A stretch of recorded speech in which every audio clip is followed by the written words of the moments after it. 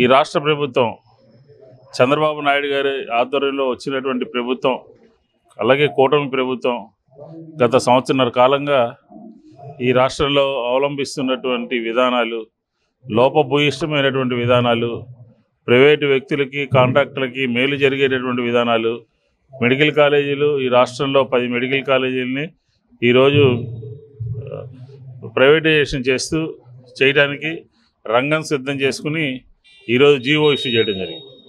అలాగే మెడికల్ కాలేజీలు అంటే మనకు అందరికీ తెలుసు, ఈ రాష్ట్రంలో 17 మెడికల్ కాలేజీలని జగన్మోహన్ రెడ్డి గారి నాయకత్వంలో మనం తీసుకొచ్చి వైద్య విద్యని అందరికీ అందాలి అని చెప్పని, అలాగే ఉచితంగా తక్కువ ధరకి వైద్యం సామాన్యులకు అందాలి అనే ఒక మంచి సదుద్దేశంతో ఆ కార్యక్రమం తీసుకుంటే దాన్ని ప్రభుత్వ పరం నుంచి ప్రైవేటు పరం చేయడానికి ఏ రకమైన నిర్ణయం తీసుకున్నారో మనం చూసాం.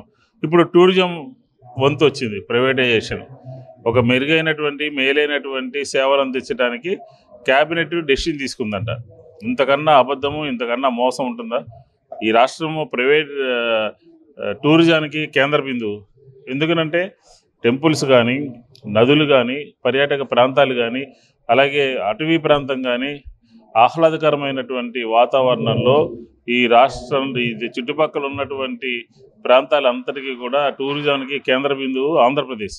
ఇలాంటి ఆంధ్రప్రదేశ్లో 10,000 కోట్లకు సంబంధించినటువంటి ఆస్తుల్ని, బిల్డింగ్స్ని, రిసార్ట్స్ని ప్రైవేటైజేషన్ చేసేస్తారు. ప్రైవేటైజేషన్ చేయటమే కాదు, ఉద్యోగులకు భద్రత లేదు, ప్రభుత్వ ఆస్తులకి భద్రత లేదు. వచ్చేటటువంటి పర్యాటకుల యొక్క పరిస్థితి ఎలా ఉంటుందంటే, ఆర్టీసీ బస్సు, ఆర్టీసీ ఉంది, అది ప్రభుత్వ సంస్థలో ఉంటే బెంగళూరు టు విజయవాడ మామూలుగా ఒక రేటు ఉంటుంది, దసరాకి ఒక రేటు ఉంటుంది, సంక్రాంతికి ఒక రేటు ఉంటుంది ప్రైవేటైజేషన్లో.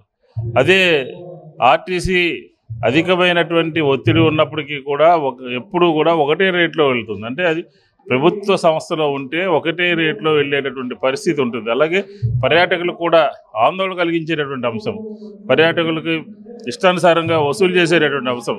కాబట్టి ప్రతి సంవత్సరం కూడా గత 3-4 సంవత్సరాలుగా 100 కోట్ల పైగా లాభాల బాటలో ఉన్నటువంటి ఏపీటీడీసీని, బిల్డింగ్స్ని ప్రైవేటు పరం చేస్తూ ఉన్నారు. 150 కోట్ల రూపాయల రుణం ఉంది. ఎవరు తీరుస్తారు ఈ రుణాన్ని? ఈ రుణానంతా కూడా ప్రైవేటు వ్యక్తుల దారాదత్తం చేసి ఆస్తులన్నీ, అప్పులన్నీ ప్రభుత్వం హయాంలో ఉంచేటట్టుగా ఈ ప్రభుత్వం పనిచేస్తుంది. వెంబటే విత్డ్రా చేసుకోవాలి, టూరిజం ప్రైవేటీకరణని విత్డ్రా చేసుకోవాలి అని చెప్పని వైఎస్ఆర్ కాంగ్రెస్ పార్టీ డిమాండ్ చేస్తుంది.